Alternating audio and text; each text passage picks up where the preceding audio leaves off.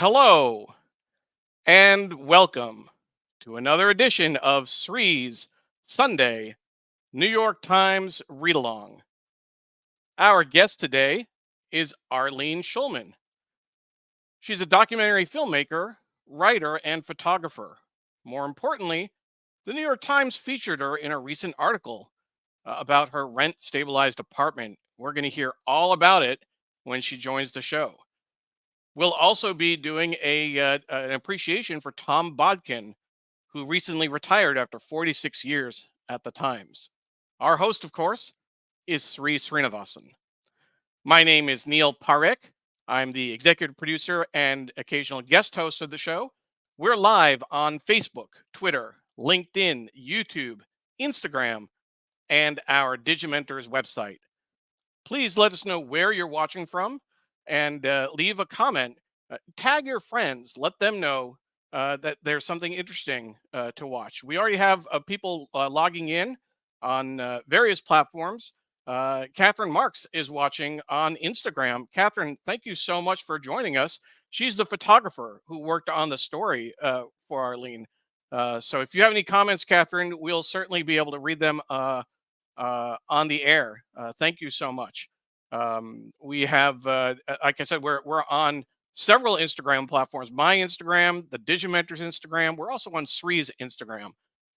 So we definitely encourage you to engage, to share, retweet, do all the things that you do on social media to let folks know about the show. We have a couple folks who have already left comments. If you leave comments, if you're watching on Facebook, an important note, make sure that you press play on the video so that we can see your comments. Jonathan is watching from the East Village, where he's lived in the same apartment for 46 years, since 1978. I think that's longer than Arlene's record. So we'll want to know how long have people lived in your respective abodes. I know Sri moved recently, I think 2 years ago now, from somewhere that he was in the Upper West Side for 20 years. Jimmy Carter is watching, watching from North Carolina. Thank you, Jimmy. And my mom is watching from Hastings on Hudson. Hi, Mom. Mom's been in the same house for, if I do the math real quickly, 44 years. We moved in 1980 into that house. Diane Stefani is watching from Margate, New Jersey, and we all adore Arlene. Didn't have stabilized apartments. We wouldn't have grown up in New York if we didn't have that. That's great. And a number of people are checking in. But before we go to more folks, let's bring on our host, Sri Srinivasan. Sri, good morning. How are you? Good morning, Neil. Great to see you, and great to be with Arlene later in this morning in a few minutes.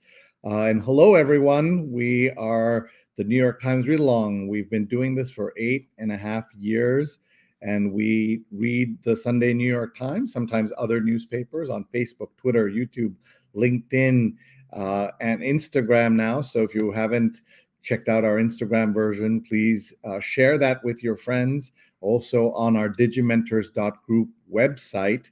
And as always, the show is brought to you by Muck Rack, and we are very happy to partner with our friends at Muck Rack. Check out all that they offer there. And if you'd like to be a sponsor, please email us, sri@digimentors.group or neil@digimentors.group. And the show is produced by Digimentors, the company that Neil and I are part of. And we do shows like this. So if you'd like your own podcast, or you know someone who wants their own podcast, have them contact us. We do digital marketing, PR. We do training and workshops, including AI workshops that I've been teaching all over. And we also help recruit people who are in social, digital, and other roles. And if you have a gala coming up this year and want help amplifying it and reaching lots of new people, let us know about that as well. Thank you so much for being part of our show. You can watch us live, but also later. So tag a friend. We're really doing this because we love newspapers of all kinds, and we also want to fight disinformation and misinformation. 63 elections this year around the world, and we know how much damage disinformation is doing in all of them, especially, of course, the ones that are coming up in India and in the United States. We have a lot to talk about. I'm just going to quickly show you the New York Times. Here's what's on the front page. Broad air attack launched by Iran.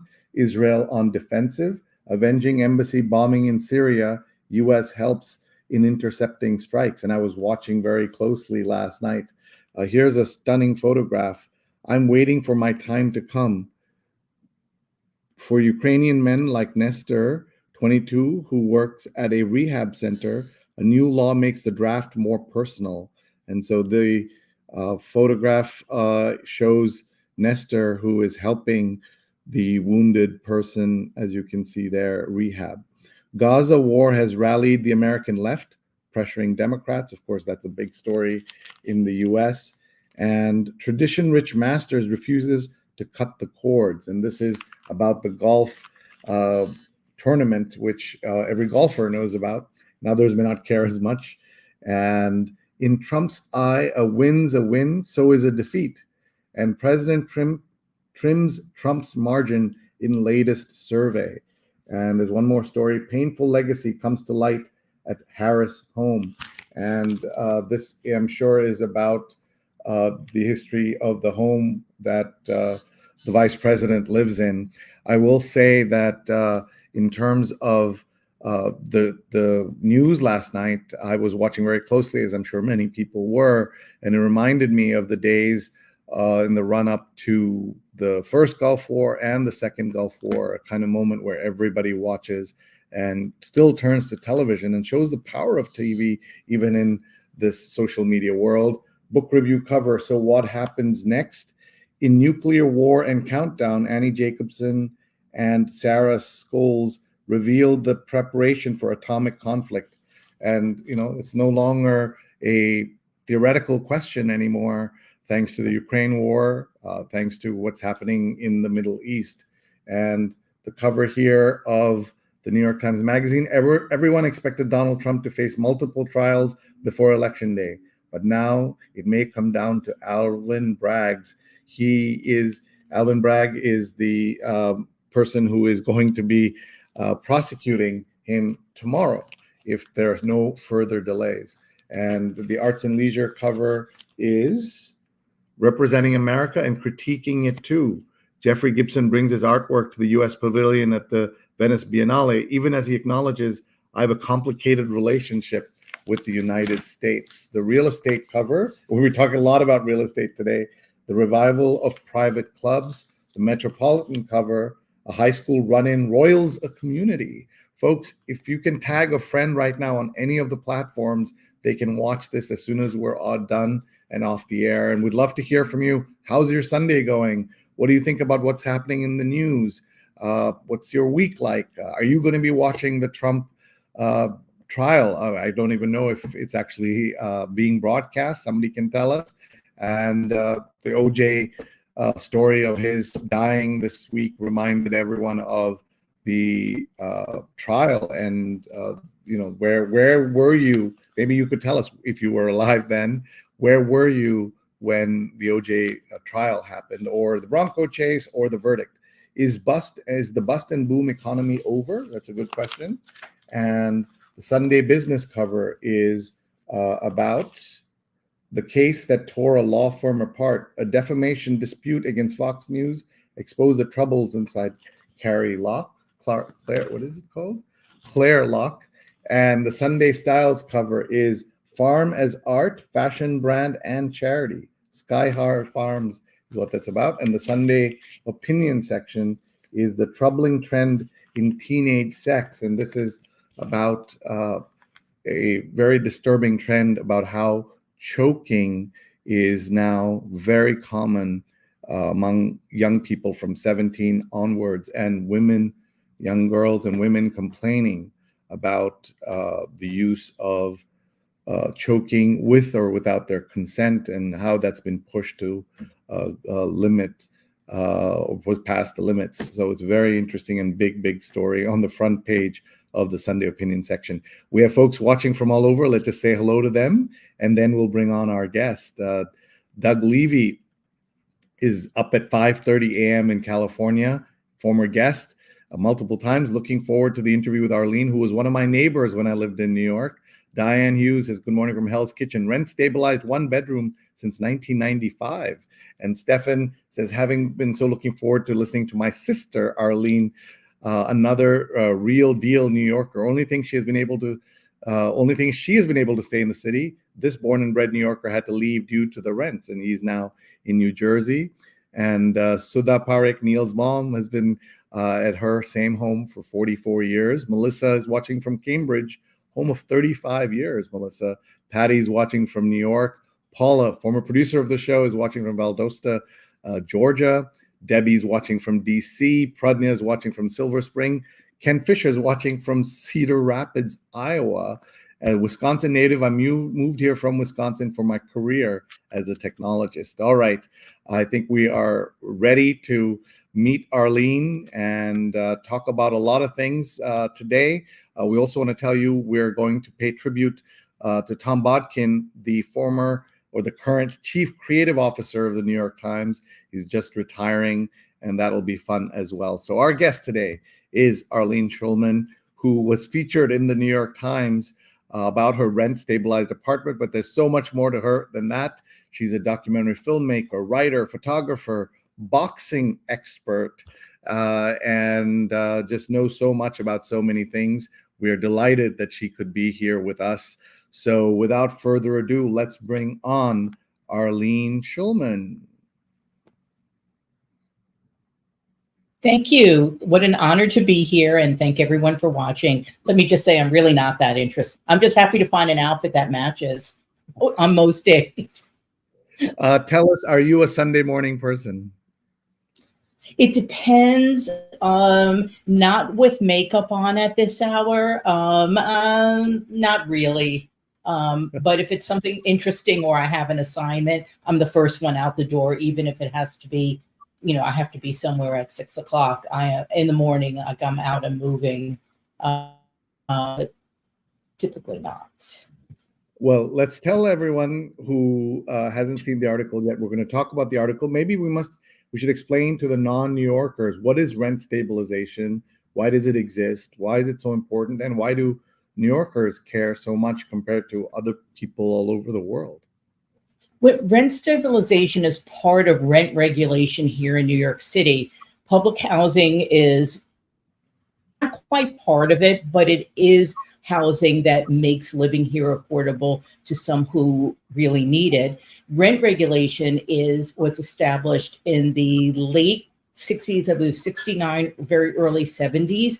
And that was to ensure that people had or have affordable housing. If we didn't have any form of rent regulation, the city would populate it, I feel, with wealthy white people inhabiting every corner of the city. The rent regulation makes it affordable, it keeps neighborhoods stable, and it keeps it diverse.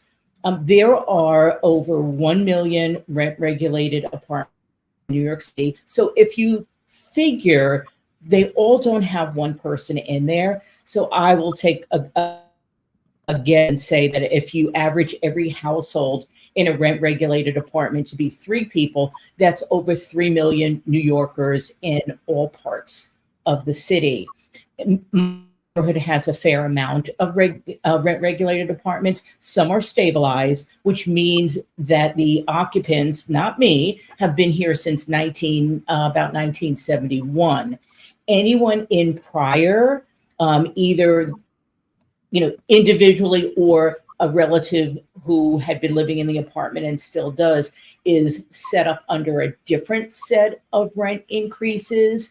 And that's generally even lower than rent stabilization. I'm only speaking generally. I don't know what everyone's rent is. Mine happens to be about average, I'd say in my building, give or take, people who have moved in, maybe they're the 7th, 8th, 12th tenant, their rent will be higher. Mine happens to be a little bit lower because I'm only the 2nd tenant in this apartment. So with turnover, there has come increases, particularly in the past. At one point, you could renovate, landlords could renovate, and there would an even higher increase for that renovation. But the rent laws are changing. There are landlords and management companies and developers are on one side of the table, and the tenants and neighbors are on the other side.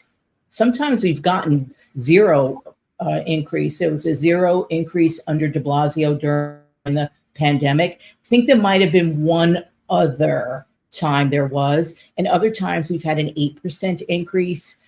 So the rents are, not everyone pays my rent, but we're all under market rate.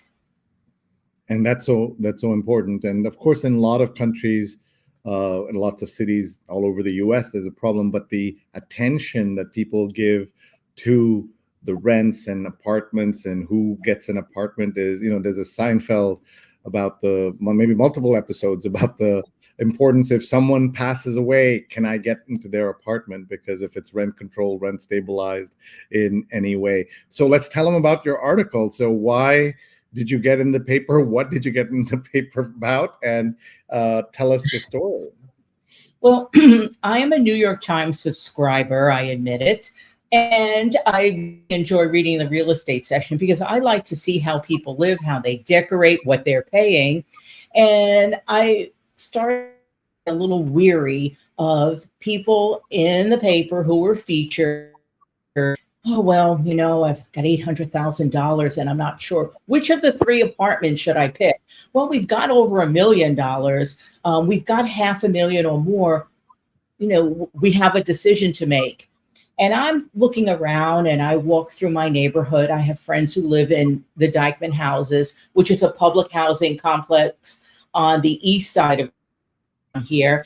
And I see sitting there eating their lunch for $1.25. I see, people online for food. And I'm thinking, what's the reality here? This isn't my reality.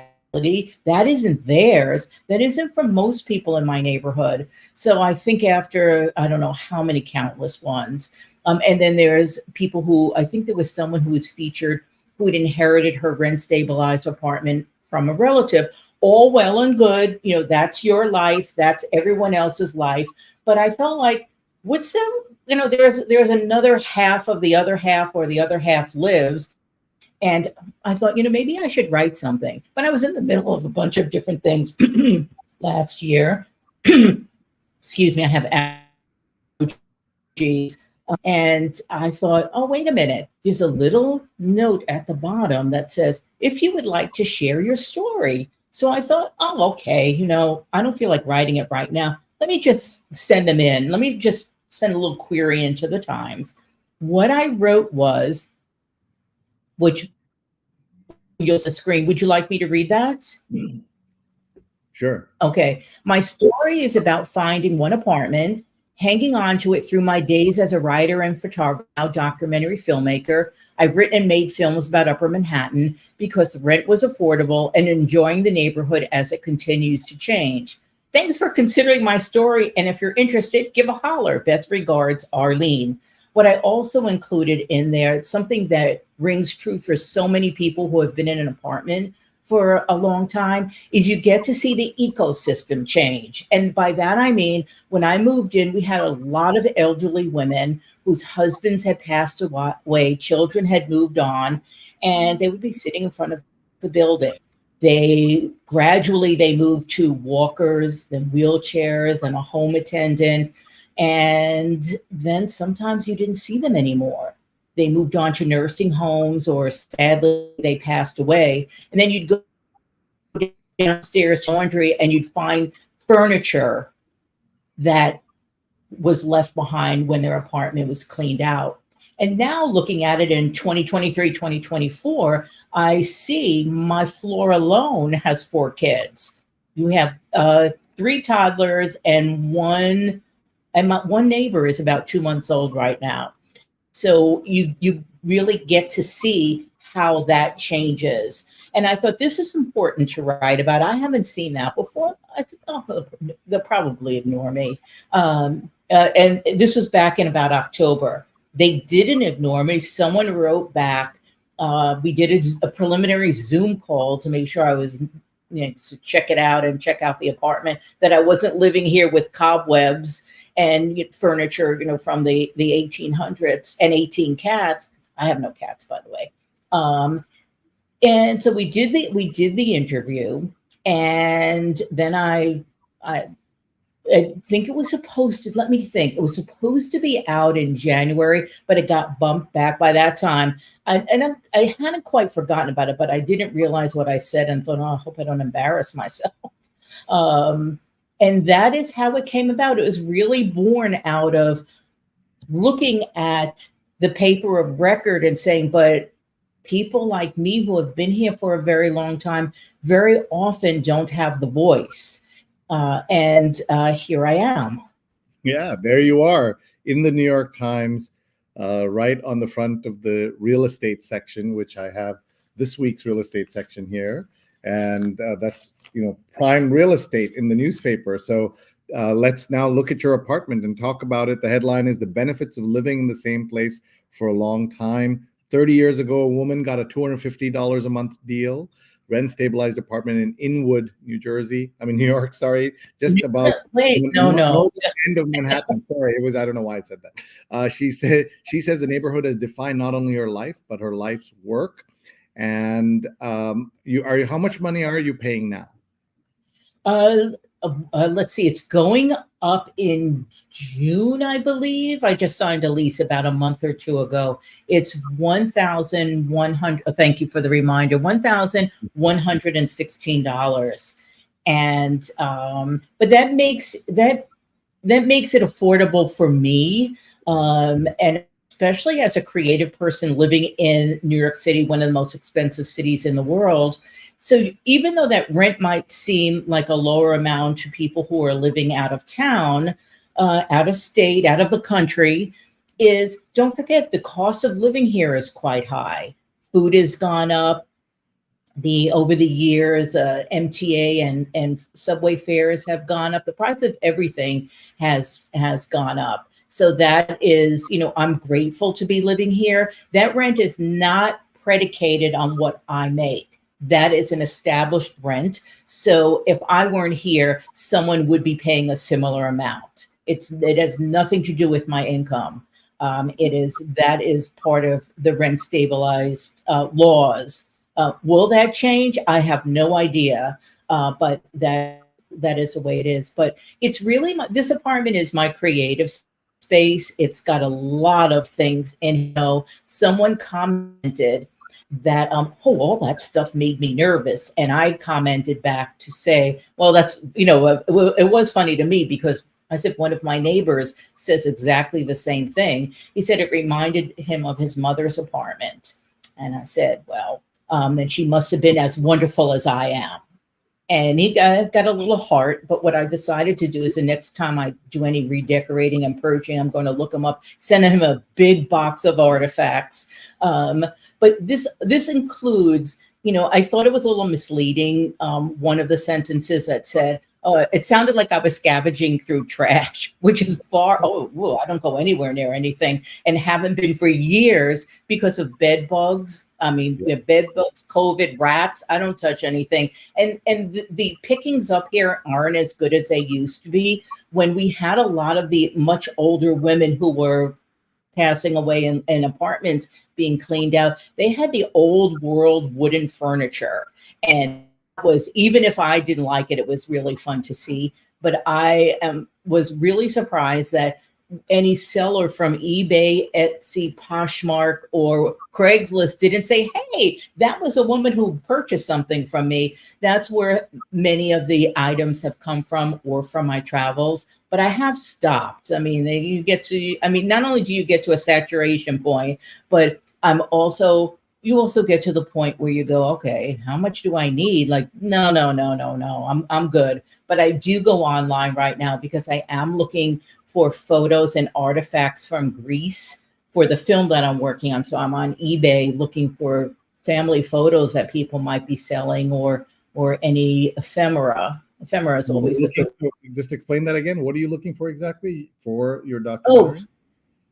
Oh, yes. I'm looking for old family photos, not necessarily photos from the seller, but people come across albums, houses are cleaned out. So I am looking for photos of Greece in the early 1900s, 1920s, and 1930s. So I have my eyes open there, and I'm constantly looking. Not reprints, original photographs from someone's album. So we should and always actually, talk to Greek friends and ask them if they have something. Yes, I would really be curious. I particularly like those old studio photos, and have purchased some to be used in the film. And it's also a great way to find new relatives. I mean, I found people and went, oh, okay, yeah, they look like you could be part of my family. So it's adopt a family. Let's catch up with some of the people watching. Ron Thomas is watching from Dubai. Hi, Ron. I'm going to be there in Dubai on May 1st, so hope to see you, Ron. He's missed us the last few weeks. Ying Chan is watching from Hong Kong. Enjoy seeing the physical paper. Yes, so after we talk to Arlene for a few minutes, she and I are going to read the paper together, so that's always fun. Naomi's watching from the Upper West Side, and it is a sunny day today. And Chris Gorman's watching from New York. Hi, Chris. And can I interrupt, Chris? Sri, can I interrupt? Chris, I think Chris is still working for the Museum of American Folk Art, yes. Folk Art Museum. This is from the museum, and I actually you may have a run of sales of these necklaces, and I have earrings to match, but I don't wear them.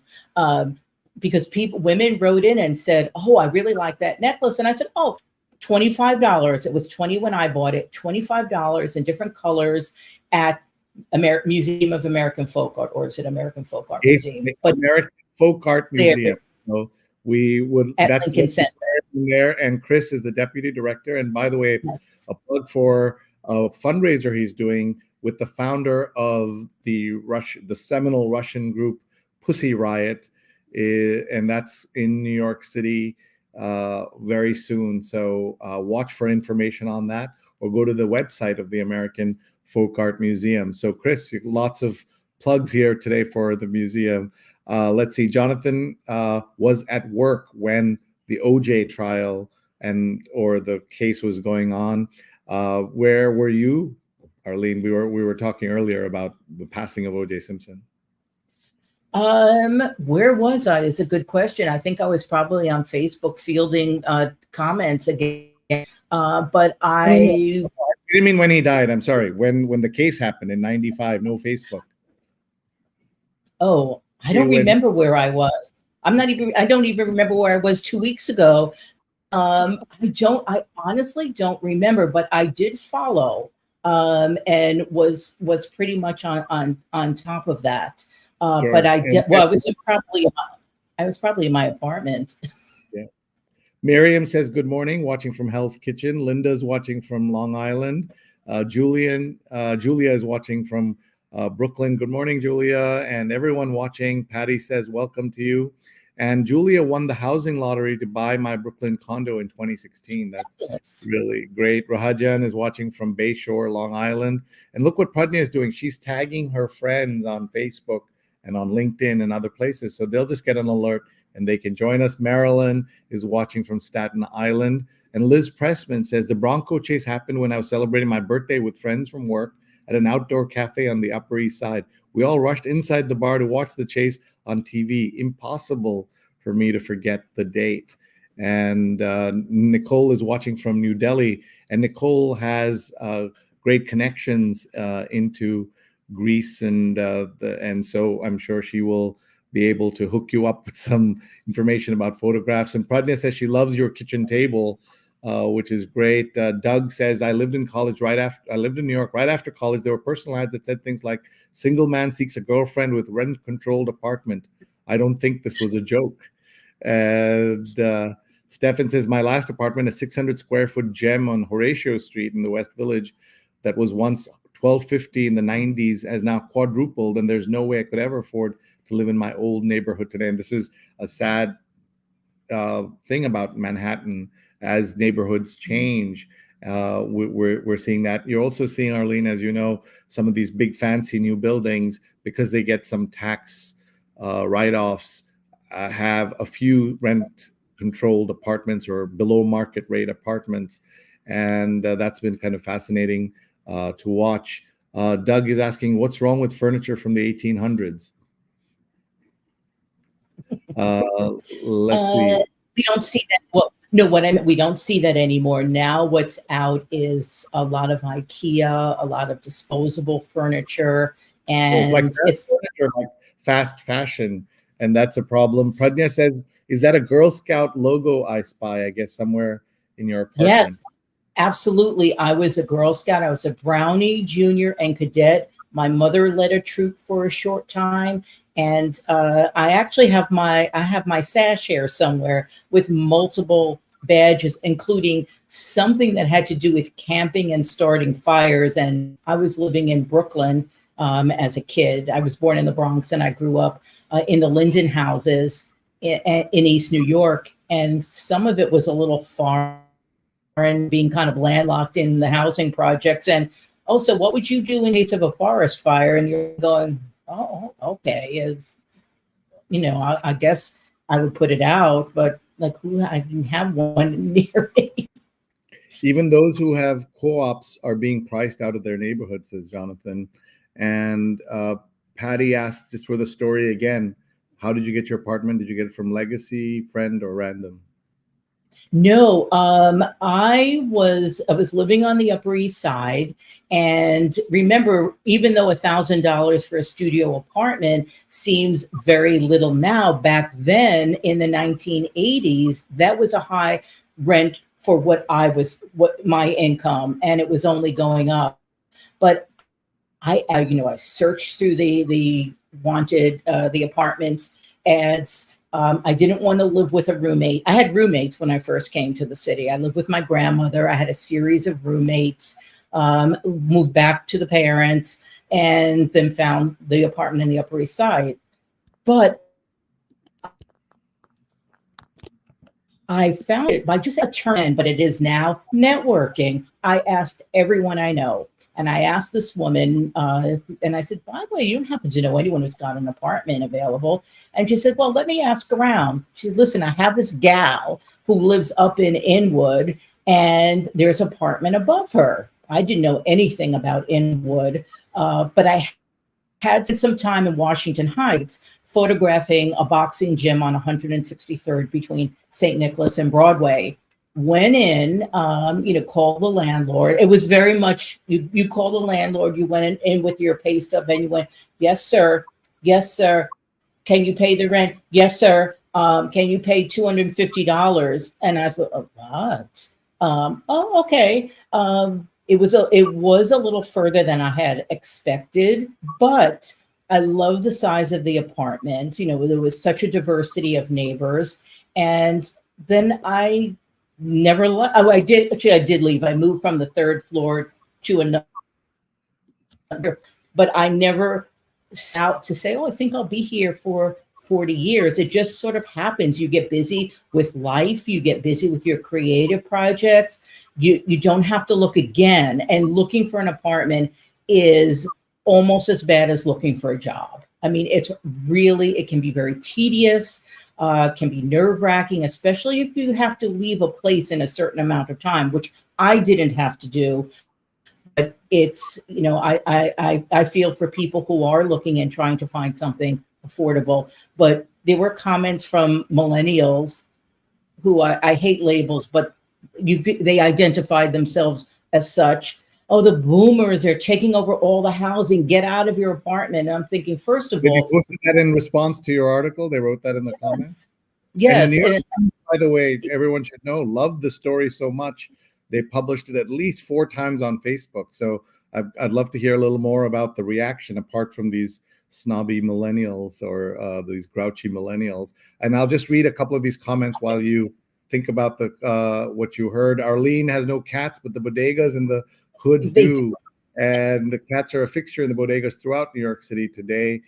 Patty says, does Arlene find that people ask her to help them find apartments because she has a great situation? Nicole says, my dad has lots of stuff from Greece and needs to downsize. Maybe Sri can connect us. We will do that. That's great. Thank you. And she's in New Delhi, so that's a great connection. And Rose Horowitz, who's on our team, is watching from Connecticut. And Nicole says the connection is Marble Hill, not too far from you.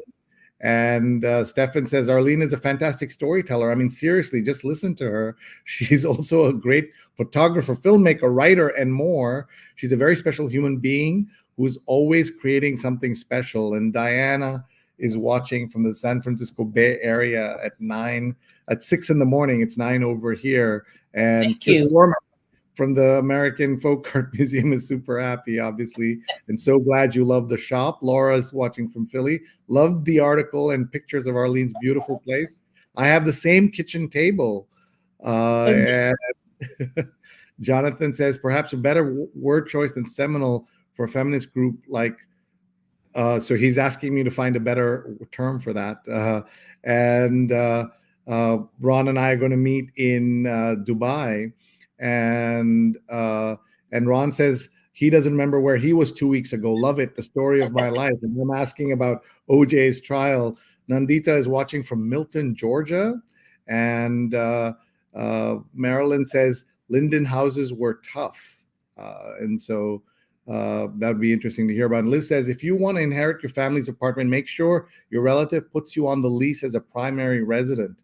I took care of my mom for 13 years and lived with her husband with her apartment in Inwood. When she passed away, my son and I were evicted because we were not listed as tenants. Management watches the obits as much as people circling, waiting to get the apartment. Liz, sorry to hear that, but important advice. Arlene, what do you think? I think that's really key as well. But I also think it is very difficult right now to get tenants out, and much to the chagrin of landlords who are complaining that expenses are too high. And there were also comments, as an aside, that the expenses, how does the landlord afford it? I said, look, the landlord isn't some guy sitting there in an apartment eating tuna fish from a can. These are big businesses. And if he happens to be, which I don't believe when I say it's a bigger corporation, if they're smart, they have a diversified portfolio, which mine does. So there are tenants at market rate in buildings downtown, which in a sense would carry this one as an investment. But I don't feel like they're losing money. And I did a little sort of a breakdown of what taxes are. There's no mortgage and at this point because they've owned it for so long. But who I feel sorry for are the much smaller landlords who have to deal with squatters. Thankfully, we haven't had that, but it's the mom and pop landlords that are can be really struggling. But going back to Liz, is we've had some of that in our building, and no one has been evicted as far as I know for that. I think every management company is different. We've had it turn over to sons. We've had it turn over to parents, and in those cases, they had some connection to living in the building. I'm sorry to hear about yours, and I feel like that's it can be really particular on their part, meaning the landlords. Jonathan says, weirdly, I found my apartment on the way to a job interview. Didn't get the job, did get the apartment. And Martin says, Arlene, wouldn't see Washington Heights and Inwood is so great for getting services, especially for seniors. Thank you, Martin. Martin is CEO of the Local Y, which has an incredible program for everyone in the neighborhood, whether you're a kid, whether you're a senior, and it actually has housing as a separate attachment, housing for seniors in the neighborhood. I've actually gone there for lunch and was trying to interview people about slipcovers and ancient telephones. And I said, does anyone still use plastic slipcovers? And looking at me like I was crazy. Or for a piece that I'm working on that's supposed to be coming out tomorrow for Next Avenue, which is an online publication owned by PBS, is about giving up my 212 landline, and you'll have to read it to find out if I actually do. But I would go around asking people, saying, "Oh, by the way, so do you still have a rotary phone?" It's like, are you kidding me? So we gave that up a long time ago. So as a consolation, I had to buy one from eBay, but I could not, by circling through all of the senior centers in the community, could not find anybody with a rotary phone. I want to talk about plastic slipcovers. Many Indian immigrants, when they came to the U.S. And they bought furniture, would cover it in some plastic. I've also, in our home, we would cover the remote control, had a little plastic slipcover just to keep it all safe. You know, for immigrants, this was all super expensive compared to the money they had in India. And I'm sure the story with many immigrants. And so they had plastic slipcovers on the furniture, and then they'd take it out for some guests. So you knew how much they trusted you and how much they liked you if they took the slipcovers off. And in other cases, they just never took them off. And I'm sure people have stories about this. So, and by the way, Stefan's saying he doesn't remember what he had for lunch yesterday. So trying to remember is hard. But Nicole does remember studying for a chem exam when the Bronco chase came on TV. Finished studying, chase was still going on. And Doug from California says, I was on my grandfather's lease for a while, but did not stay on it after I moved to DC. We both were too honest. His rent was under $500 in Manhattan. That same place now is $2,000. And one of the guidelines, at least in New York City, is to spend 30% of your income on housing. And that's not always possible for people, no more than that. Nicole is asking if Monica's apartment on Friends has been referenced yet. So for those of you who are Friends fans, I'm an occasional watcher, so I don't know I'm sure it's some kind of giant apartment. That was the problem, I think, with all those shows from the 90s, which portrayed all these young people living in Manhattan in enormous homes. And somehow, I'm sure people moved to New York looking for those kinds of housing and couldn't find them. And Dr. Tachi is watching on YouTube. Thank you, Dr. Tachi from Fort Lauderdale. And lots of great comments. Naomi says, when we moved here 13 years ago, we just missed the cutoff for rent stabilized apartments and have been paying market prices, which are unconscionable, with many others who have been happily living in their rent-controlled abodes for decades. So is there jealousy when you find out what your neighbor's paying versus you? Or in your case, you announced in the New York Times what you've paid. So what has that reaction been like? Well, I'm not jealous of what other people are paying because I can't control that. So it's, this is mine. People pay less, people pay more. I would love to live in, a $5 million apartment, but I'm just missing a few zeros in my income. But the reaction in the New York Times was interesting. Not only did I not expect to see run on Facebook. I really wasn't paying attention. I said, okay, well, there it is. Let me read it. I'm on Facebook Friends, and then all of a sudden it comes through my feed. And I went, oh, okay. Well, yeah, I guess I should expect it should be there. But then I did something that almost everyone tells you not to do. Do not ever read the comments. But I thought, all right, I'm gonna peek. I'm curious, like, who are these people? And that's like something that's influenced my work is, who are these people? So I opened it up. People complimented the apartment. Then they asked about the necklace. Other people complimented the table, which is from Facebook. I'm not sure where you got yours from, but that was a find.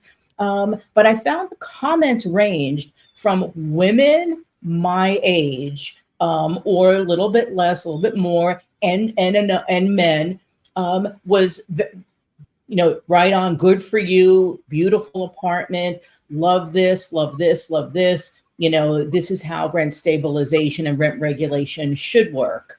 Then you had the other part of it, which people clearly from out of town would go, you leech. I don't take anything I didn't take any of this personally. I actually thought some of it was humorous, knowing my sense of humor. But people saying, You leech, you're the reason why this country is in such bad shape. And I'm thinking, what did I do wrong? I mean, that's the legal rent. And what I found is people backed me up. So when I would go, in a sense, toe to toe, although really a couple times it was, and other times it was just really a matter of explaining to people, sending links. This is what rent stabilization is. This is what rent control. And also, here is how you find an apartment. So it ranged from people who were just trolling. And sometimes it did get a little bit ugly. Someone, for example, someone said, oh, she must be voting for Biden. Oh, is that a man? Is that a woman? And I thought, really now? I'm looking at your Facebook page and you put photographs of your family there. And I now know what state you're in, you're commenting. That's what I thought. But I did not go scorched earth on people, but I just said, said, I've seen photos of your family. God bless. Or I mean, like, come on, people. So here's what we're looking at, Arlene. We're looking at some of the comments, and your just the first Facebook post got 8,000 reactions and all 2,500 comments. 293 people forwarded it and shared it, which is pretty amazing. And that tells you something about you, the story, the topic, and people really care about this. Look, even conversation now about phones. Dr. Tachi says the 212 is a prized possession in New York City.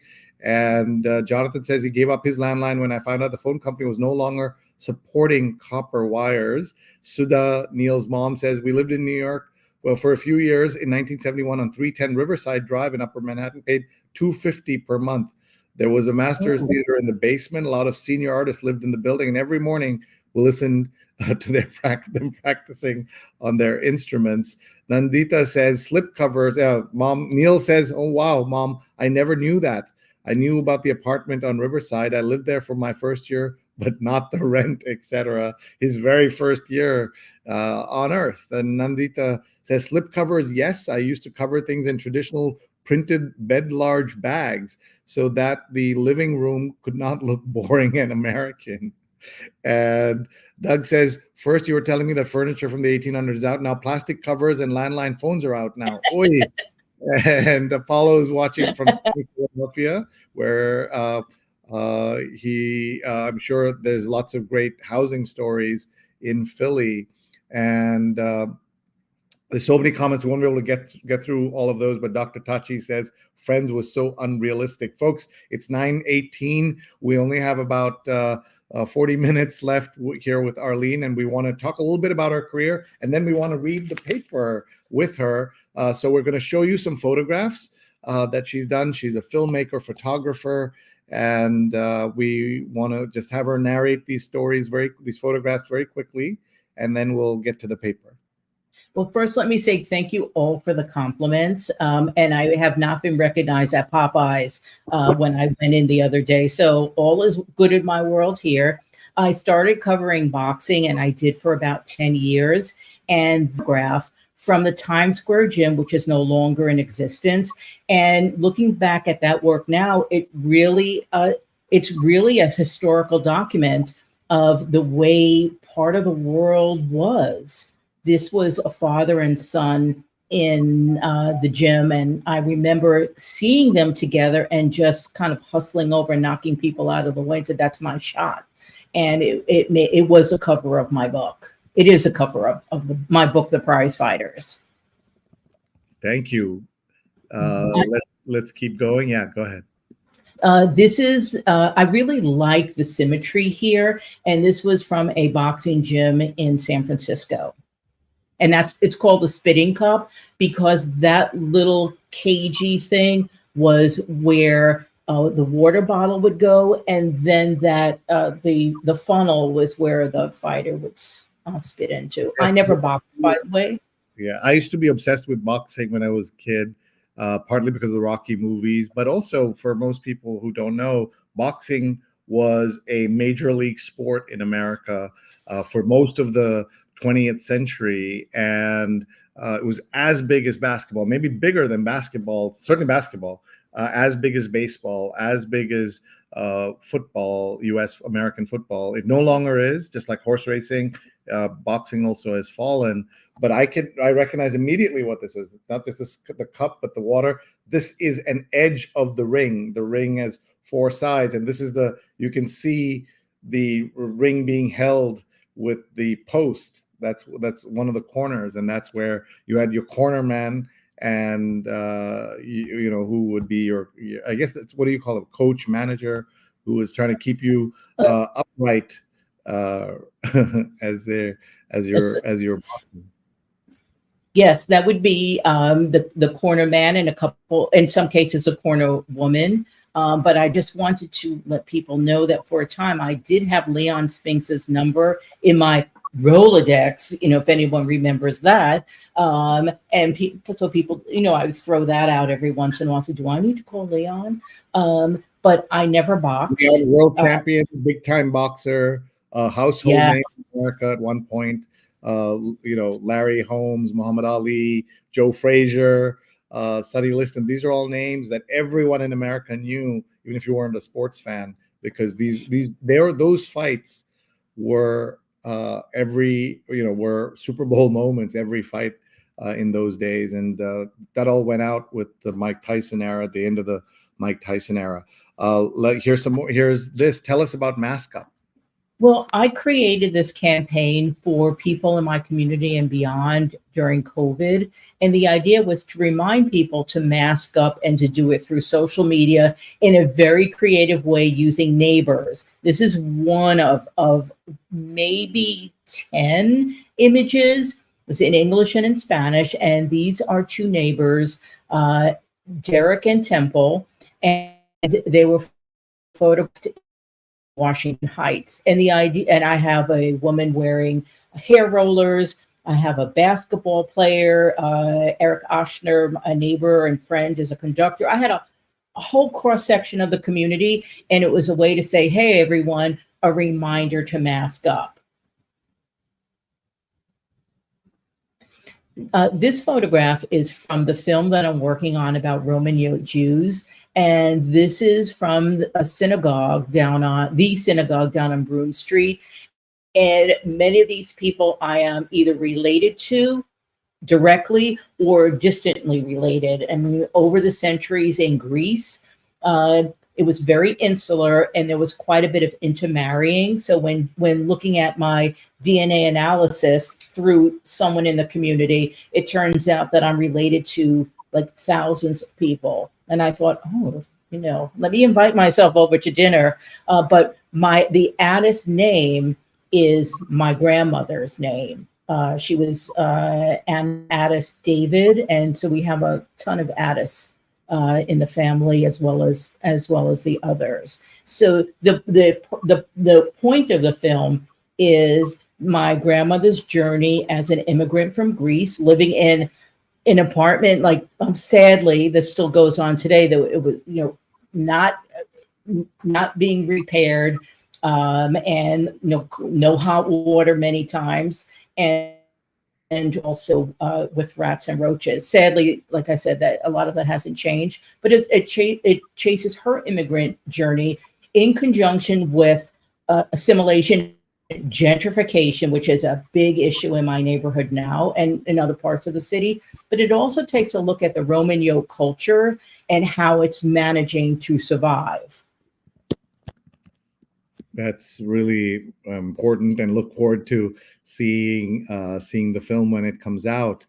Folks, we're going to now look at the paper in just a moment. That's Arlene Schulman. She was featured in the New York Times in the front of the real estate section about her rent controlled apartment and about her style. It was amazing, and how she had lived in the same house same apartment for so long, and comments came in from around the world when her story ran. Here, Dr. Tachi says she loved the story, and she says people online can be miserable, and this is even, like you would think somehow maybe comments in the New York Times might be better. I think they are better in the in the paid subscribers. Those comments, I think, and are kind of maybe of a slightly slightly fewer trolls, but there are trolls there too, and so even people willing to pay are like that. And she says she loves your response. Yeah, go ahead. Oh, no, and I was going to say a lot of people didn't read it, which sort of created this groundswell of, oh, how is she affording it at $250? And people would write, dude, get some glasses. Didn't you not read the article? So people didn't read it, and you don't have to be a subscriber to be on Facebook or to comment. But I will have to say there were trolls. I think Mark Zuckerberg really needs to get a handle on who's who there. But I also felt and feel that if I were a Black woman or Black man, if I were gay or trans, or I was readily identifiable as someone who practiced a faith and was very, very religious and had symbolism, it would have been a nightmare. I do feel like it could have been a lot worse. I'm thankful it wasn't, but I do feel that, had I not been who I am, it really could have taken a downturn very quickly. Oh, so sorry to hear. One of our former guests on the show, Brian Stelter, occasionally would retweet something I wrote or mention me in one of his tweets, and the nastiness and that was just the ones I saw, right? So imagine every single day, every single post generating dozens, hundreds of angry, nasty comments. I don't know how people survive this. Martin says, Arlene has so many great ideas about things people don't talk about, but are part of real life. Rent, slip covers, rotary phones. Kudos to Arlene. And so here's what we're going to do, folks. We're going to, before we go to the paper, we want to have everyone know about somebody who's been on the show before. He's retiring from the New York Times. His name is Tom Bodkin. He's the Chief Creative Officer. What a great title, right, Arlene? Of the New York Times. And he was a guest on the show when we paid tribute to Rich Mislin, who passed away. And we are now going to just talk a little bit about Tom's leaving the Times. And we'll first show a picture of the time that he was on the show with our friend Carla Baranakis, paying tribute to a Times editor named Rich Mislin and a journalism pioneer who I had the opportunity to meet and work with a little bit. And Jonathan will say goodbye to you as we transition to our tribute to Richard Mislin, a pioneering web journalist at the New York Times who died just this week at the age of 68. And here we'll see if we can get, here he is. And Carla Baranakis is with us as well. So we'll turn up the volume there, Neil. But I'm glad that we're able to pay tribute at this moment. Thank you, Sri. Carla, over Thank to you, you. Sri. Thank you for that. And then first, before we get into Rich, and in that role, I oversee all of the, the design of both the newspaper and our digital products. It's primarily about the visual presentation of the news throughout our products. And throughout the years, you've worked very closely with Rich Mislin. So Tom is now retiring from the New York Times after a long and distinguished career. And so we want to salute him. For those of us who enjoy reading the paper every day, his fingerprints are all over the design, the look, the feel, the navigation of the online site, as well as the newspaper. And in the paper this week, there was an in-depth article about Tom's leaving, and that was nice to see that was published in the paper. And we'll bring Neil on here. Neil, you want to talk a little bit about Tom? Sure. Thanks, Sri. Appreciate it. As we mentioned, Tom joined us for that tribute to Rich Mislin, which was incredible. Tom's influence on the Times over 46 years is far-reaching. I mean, you know him. He was involved in the move to putting color in the New York Times on the front page in particular. He was involved in you know putting the New York Times on the web of various things. He also unified the fonts and the design aesthetic. Sri mentioned the article that was in the Times. It was actually last week, and they did a Times Insider column about Tom Bodkin. We'll put that on the screen right now and make it a little bigger so folks can see it. Tom believes in form, function, and enduring elegance of design. After a 46-year career at the Times, he retired from his role as chief creative officer. And our friend Emmett Linder wrote this piece about Tom Bodkin, which was great. This shows some of the covers that he had designed. Make it just a little bit smaller so I can tab through the shuttle explosion in '86, the New Year at the end of the millennium, 9/11, as you can see here, and then COVID deaths. The note about this is that it actually, if you see the graph, it goes up through the masthead, which never happens. The banner, the New York Times, and then this one, when the U.S. Approached 100,000 deaths, Tom designed this very impactful cover. I still have that. I've saved that, Neil, and I have that, and as I have the New York Times 9/11 front page as well. And Trump being impeached as well. I mean, there's just, in terms of his fingerprints, as they said in the tributes, are all over the Times. Whether you see it on online or in print. They even, when Apple announced they were coming out with an iPad, Tom actually put together a mock-up of an iPad with the same weight and the same kind of dimensions to figure out what it would look like and what it would feel like for people to carry it. I want to share one other piece, Three, if we can. This special and a gift link to that article is on our website. I'll put it in the links in the comments in just a moment. So if you just go to digimentors.group/NYTReadalong, or just look for the NYTReadalong tab, you will see, by the way, the gift link that Neil's discussing, as well as the archive going back about 3.5 years of all our great interviews that we've done. Look for the Arlene Schulman show, and you'll find the stuff for Tom Bodkin. But this is actually a really great piece that the New York Times design team put together. And again, big shout out to Tom Jolly, the print editor, and Wayne Camadoy, the art director, close friends of the show, always helping us with content and helping us with guests.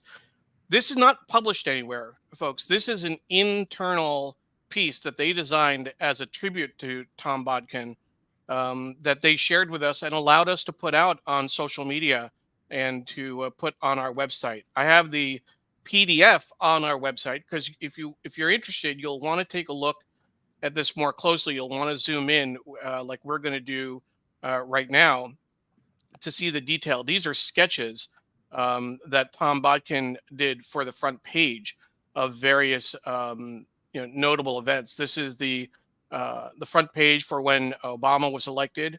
This is his hand-drawn sketch. This is the one for in 2019 when the Mueller report was released. And you can see that the note here is that the revisions are often needed after the original sketch. No room for a photo atop the Mueller report excerpts. The other examples they included, I just want to navigate here in the PDF.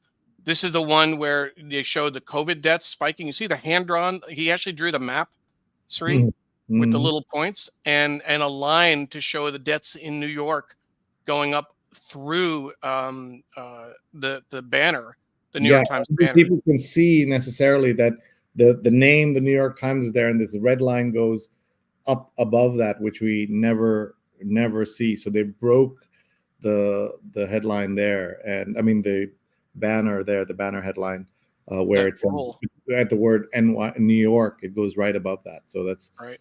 Pretty amazing. So this is really tribute to a man who had such impact on a major paper, and he should be so proud of all that he has done. So that's amazing. And this is his final. And it also shows how his colleagues were able to pay tribute to him, and though that's leaving your mark in a workplace is not always easy, and not for so many years as he has worked there. And what a great title. This also shows you how the times has changed, right? To have a title like Chief Creative Officer certainly did not exist in the in the early days of the newspaper, or even in the middle days of the newspaper. So for folks, it's 9:36, and we're going to bring Arlene back. Before we do that, just incredibly grateful.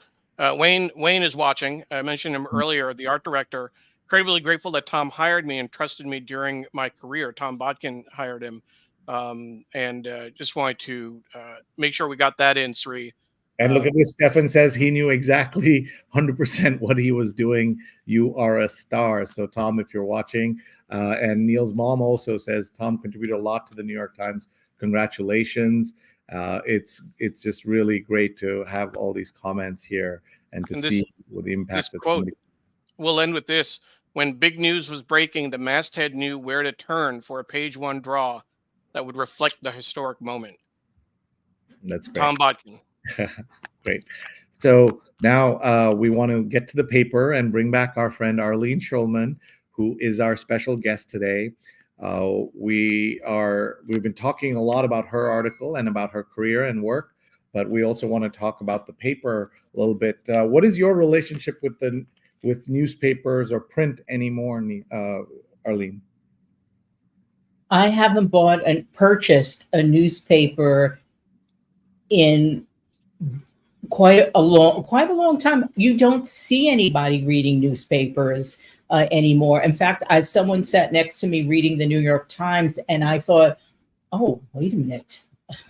This is so odd. You used to see people trying to fold and unfold it and not get it in your face while they were standing on the A train, or you would see like the massive papers on the floor. Well, when I was starting out, it was print only, and I worked for El Diario La Prensa, and one of the greatest compliments I received was from someone's father who said, oh, I saw your byline. This was so amazing. I saw your byline. Congratulations. And I said, so where did you see it? And he said, oh, it was on the floor of the subway. And I, okay, there goes one's ego. But it's interesting, that in a way has saved our subway cleaners. They pick up other things, but you don't see that anymore. And I haven't purchased one in ages. I am more of a digital subscriber to the New York Times. Yeah. So Neil's going to show us the newspaper, and we're going to walk through this. So the lead story in the paper is broad air attack launched by Iran, Israel on defense.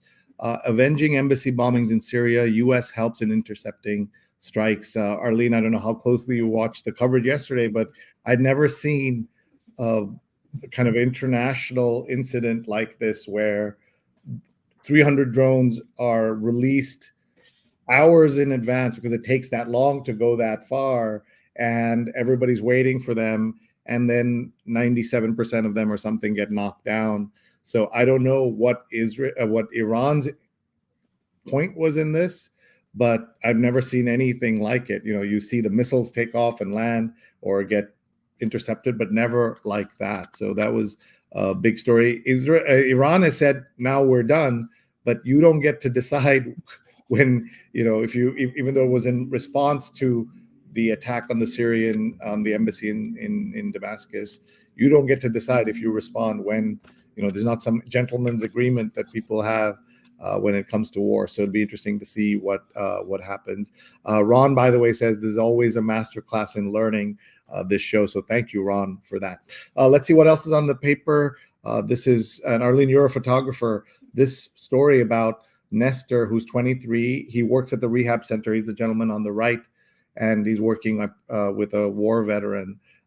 This photograph is so amazing. As someone who did photographs of such active situations, including boxing, what's that feeling when you know you got it? And how do you know when you got it, meaning the shot?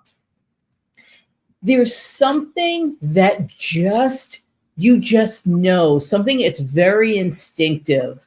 It's something that you just feel this connection with your subject. You feel like this is the shot.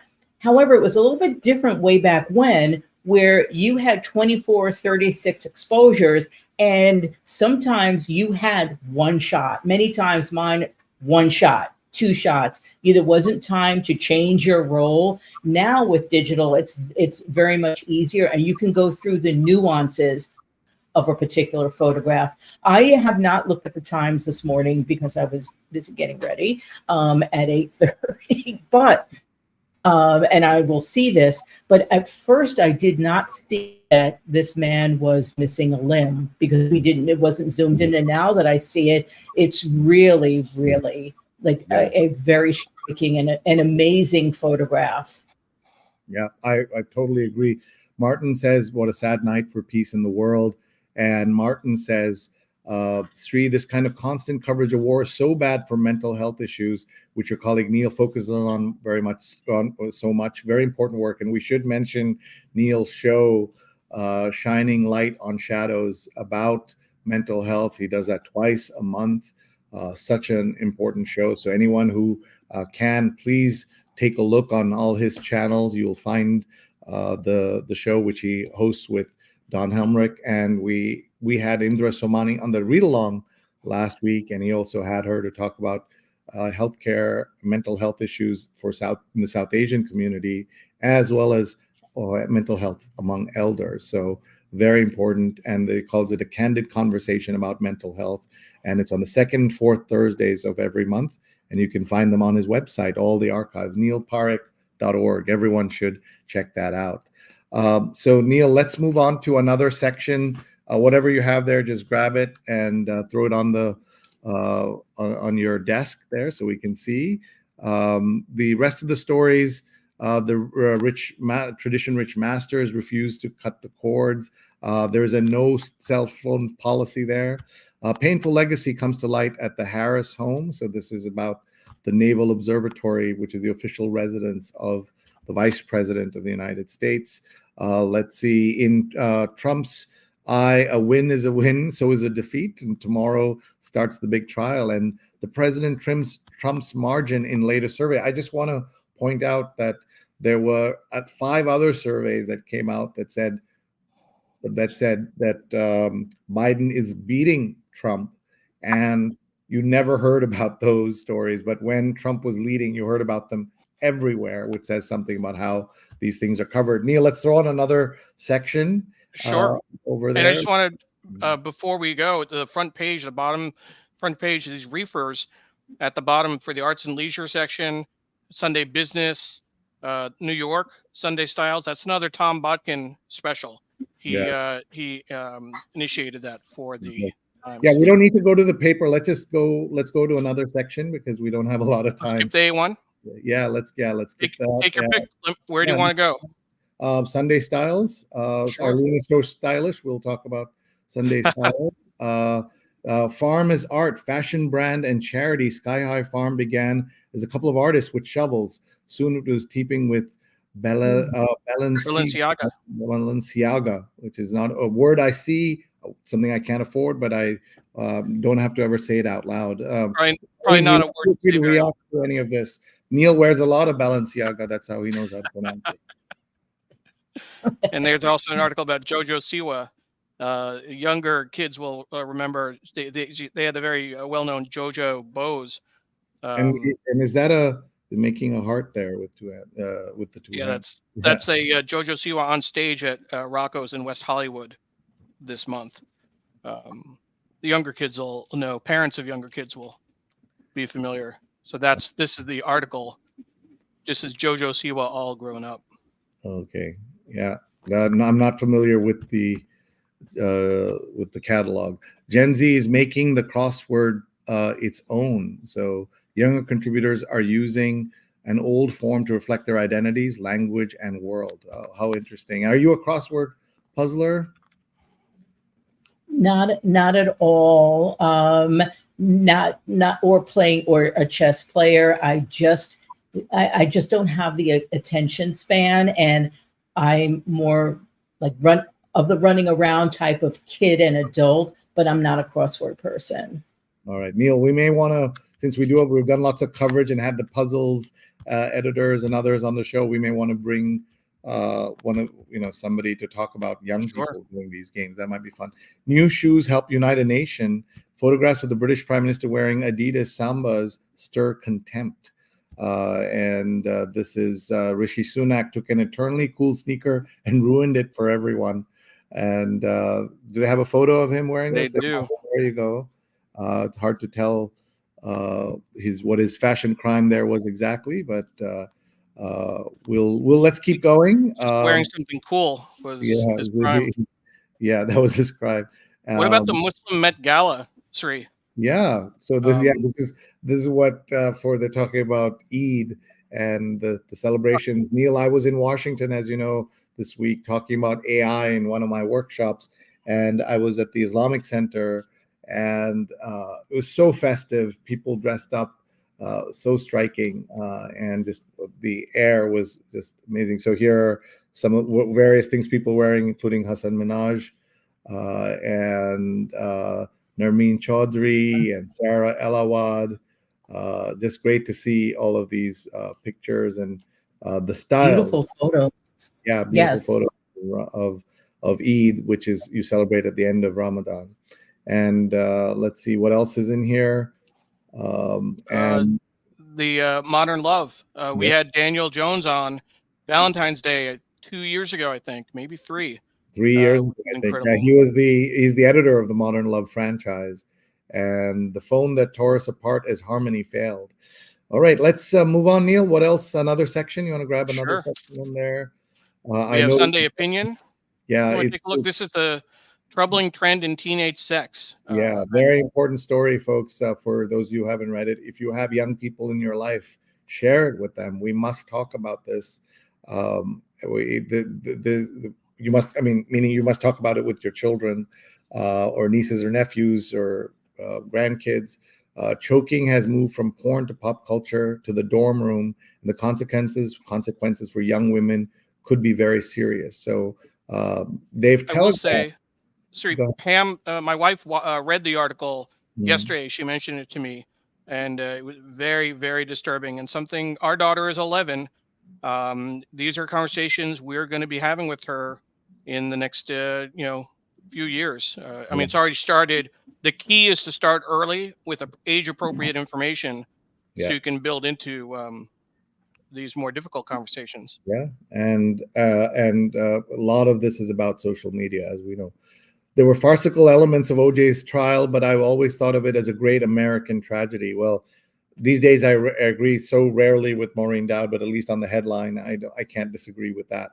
We don't have to take every tax deduction you're entitled to, and if you want a fair America, you shouldn't. And this is about paying of taxes and what you see as, Arlene, those of us who live in cities, what is your contribution to the community? And you understand that and you appreciate that, and about the importance of paying your taxes and the role taxes play. And by the way, Jonathan is is going to hold off on getting rid of his soundbites. Let's keep going. Let's see another section. The business cover is about a law firm called Claire Locke, which was involved, I guess, on sides of the Fox News trial, and the husband and wife team of Claire and Libby Locke helped popularize efforts to attack news organizations and what that has done to the fund. So people should want to read that. And this was the one against Fox News. What is at the bottom of that page? I thought there was something interesting there. So the article is a showman for the age of combative spectacles. Dana White, a violent sports boss, has amassed considerable clout. And he's the MMA boss. Ultimate Fighting Championship. Yep. UFC. Yep. And really what he has done with that is, and that's, by the way, as Arlene will tell you, part of the reason of boxing's decline has been the popularity of these mixed martial arts, the UFC and other fighting because it's even more violent. In fact, when you watch a boxing match after watching only UFC or MMA, it looks kind of quaint, Arlene, and much less violent boxing does. Well, it's also something that, I wish I had been born in the days when Muhammad Ali was fighting, and you had one champion. Now there's, so many. It's been diluted, and it's people stood for something, and it isn't the same way anymore. So I moved on after that to, I got out of there after 10 years because I didn't want to die ringside with my boots on. As some sports writers, that's your thing, but it wasn't mine, and I wanted other topics to cover. So you've moved on. All right, let's see here. This is also a striking. Look at the colors on this. Yes. The Art and Leisure cover, and this Neil's going to flip that over, and representing America and critiquing it too. Jeffrey Gibson brings his artwork to the U.S. Pavilion at the Venice Biennale, even as he acknowledges, I have a complicated relationship with the United States. I think a lot of us would have the same feeling that we talk about the U.S., we live here, we love many aspects of the United States, but we have a complicated relationship with America, and especially those of us who chose to come here and become citizens. It's very different from native-born people, but it's just fascinating. So this is Jillian Steinhauser's piece. Huey Lewis lost his hearing, but that didn't stop him from making a musical. This is The Heart of Rock and Roll is the name of the musical. If you're a Huey Lewis fan, you know that would be the name of the, unless it was going to be called and here's George Takei, checks in from the bridge. And you all know him, of course, as from the Star Trek series. And he's also a very outspoken critic of MAGA and Donald Trump on his social media. And Neil and I had the opportunity to work with him for our All Deaf client, the All Asian American Legal Defense and Education Fund. They're celebrating their 50th year this year, and Neil and I are going to work with them again. And good fun in an apocalyptic hellscape. Maybe that could describe America, Arlene, was a kind of headline for some people. So what's going on? The trouble with AI sharpening. Some viewers object to the look of film restorations that rely on machine learning technologies. Very interesting. It's plasticine, smooth, and other critiques of that. So that's very interesting to see that. The pictures on the right are the ones adjusted by AI. Yeah, and you can see Jamie Lee Curtis. Look at her face. This is from the movie True Lies. And the original. by the way, I highly recommend, if people haven't seen it. You may be not interested because it's an Arnold Schwarzenegger film, but it is so good, so clever, very witty, and one of James Cameron's best films, and surprising to a lot of people that it's his film. I like Arnold Schwarzenegger. Yeah, and now he's a hero. The way he's what he's done about Russia, what he's done about Trump, he's definitely a hero. Musical riches are waiting to be found. Okay, that's good to know. Tell all your musical friends. There are all kinds of stuff hiding in these studios that nobody has any idea about. Wow. Long lost recordings get some help from Master Tape Rescue. Nice. Very good. All right, let's look at. You mentioned at the top of the show some things to watch over the weekend on Sunday. I want to give a shout out. This evening, 9 p.m., Billy Joel's 100th concert at Madison Square Garden is going to be live on CBS. And they're broadcasting it for free. They're broadcasting it, which I was very surprised by. Yeah, and if you haven't seen it, everybody, his show is great. We saw it several years ago, not in his current run, but we went to Madison Square Garden, and there's a wonderful moment, Arlene. I don't know if you've seen him in concert recently, but there's this giant screen above his head, right, where he's playing, and then there's a screen, and then he talks to the audience. Obviously, he's a great piano man and storyteller, and he looks up at one point and says, "Oh my God, what's my dad doing here?" And for those of us who remember Billy Joel as a beautiful, such a handsome young man with a full head of hair and rock and roll rebel and everything else, to see him now turn into his father has been fascinating. Sri, that was my first concert that I saw in high school. My friend John Bernstein and his parents took me to see him. Wow. And more recently, my sister took me to see him at Madison Square Garden during his residency. Oh, and nice. I will say on the air for all to know, my sister is now obsessed with Billy Joel and has seen dozens of concerts, and comes back to New York just to see him in concert. Wow. Okay. I mean, yeah. it's a great concert. I wouldn't see it much difference. If somebody took me, and I'd be happy to go, but I wouldn't go Absolutely. on my own. But it is a great show, and I hope he did that moment, Neil, where he looked up and saw his dad. Yeah. Sri will gather a group of people with a Balenciaga, Yeah. and we'll go. Yeah. Here's the book cover. So what happens next? This is about what happens, how to reveal the preparation for atomic conflict.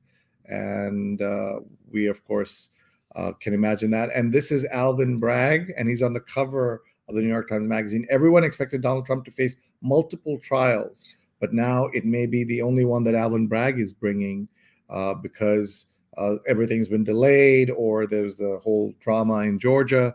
So one of the big questions about this 2024 elections are, will people vote for a convicted felon as president?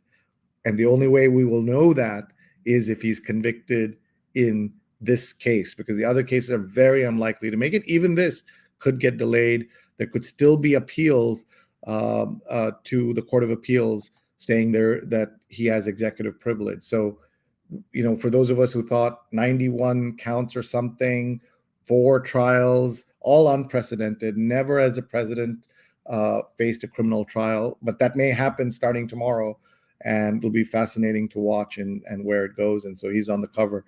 Neil, just the timeliness of this cover is just fascinating, how they do that. Folks, in our archives, you can find Neil and I got to go to the New York Times along with our friend Jenny on our team, Jenny Lazarus, and we interviewed Jake Silverstein in his office. He's the editor-in-chief of the New York Times Magazine. We learned so much. It was so much fun, and that was a great day in the history of the New York Times read-along. Folks, we're almost out of time. We're going to give Arlene a moment to just catch her breath, and I'm going to bring her back to give us some final tips on the work she does and some final thoughts, and we'll come back to her. Thank you so much for watching. We do this every Sunday, 8:30 to 10 a.m. with some terrific guests coming up, including Amitabha Kumar, the professor at Vassar, whose book "My Beloved Life" was featured in a glowing review in the New Yorker, and it's really important that you all join us to watch that show. It was so much. He's a great impresario of many things, but a great speaker and writer, obviously. So join us for that. Then we have Manisha Sinha coming up. Professor Manisha Sinha. So we're 2 professors in a row. She is going to talk about her book on. She's a Civil War historian, but she will be talking about what's happening today as well. And she has a new book out. So we're just thrilled. Sorry, I'll do a special plug after that, May 5th. So we're going to be repeating this often to make sure people know. May 5th, we're going to do a special show at 8 a.m. Eastern time. So we usually go live at 8:30. We'll be at 8:30 for the next 2 weeks. But then on May 5th, 8 a.m. Eastern time, because we have Ali Velshi joining us on the show from MSNBC. Small Acts of Courage is the new book that he has out, and he's actually going to join us for about an hour before he goes live on the air. I mean, that's pretty incredible, Sri. So yeah, so this is the 3 shows we have coming up. Ali Velshi, I mean, is at the end. So let's do it in order so everybody knows. Sure. Next week, Amitabha Kumar, My Beloved Life, and then Manisha Sinha, The Rise and Fall of the Second American Republic, and then Ali Velshi at 8 a.m. On May 5th. Small Acts of Courage, The Legacy of Endurance, and the Fight for Democracy. So you will see him on our air before he goes on the air on MSNBC. Big thank you to Muck Rack for sponsoring us. We would love to have other sponsors. If you want to join us, just email us Sri@digimentors.group or Neil@digimentors.group. And we want to wish Neil the best with his show, Shining Light on Shadows. Very important show, candid conversation about mental health. And it's also another show that's produced by Digimentors, the company that Neil and I are part of. We do shows like this. We do PR, marketing. We increase your digital footprint. We do workshops on AI. If you want an AI policy for your company, message us. We'd love to talk to you about that, as well as event amplification. You've got a big time event. Let's blow it up, as we like to say, to make it even bigger. So with that, we're now going to bring on Neil. Go ahead. Before we do that, Sri, I do want to take a moment because the show that we mentioned, Shining Light on Shadows, I don't think I've had a chance to do this on air, but I want to thank you profusely for your support of the show and encouragement for doing this. It's a challenging conversation. Mental health is not something that people talk about. I started the show in February sharing that I suffer from anxiety and occasional depression, and those are not words that I'd ever said in public. But the work that we've done, the work I did last year with Candace Sanchez led me to this point, and I can't thank you enough for putting Digimentors, all of our resources behind this effort. So thank you so much, Sri. It means a lot. Least we can do, and men especially don't talk about their mental health. South Asian men even less.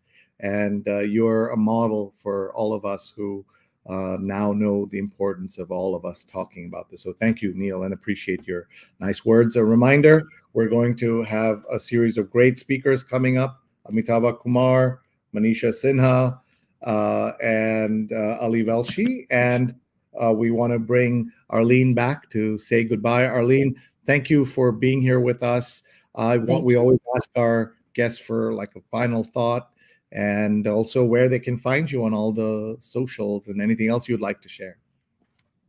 Well, I'll let everyone in on a little secret. I ran into one of my neighbors who I don't believe read the article, but he said that he's unhappy with living in New York City and he's moving out. And a relative who lives in the building is also planning on moving out in either June or July. I mean, there are no guarantees. Everyone's life changes.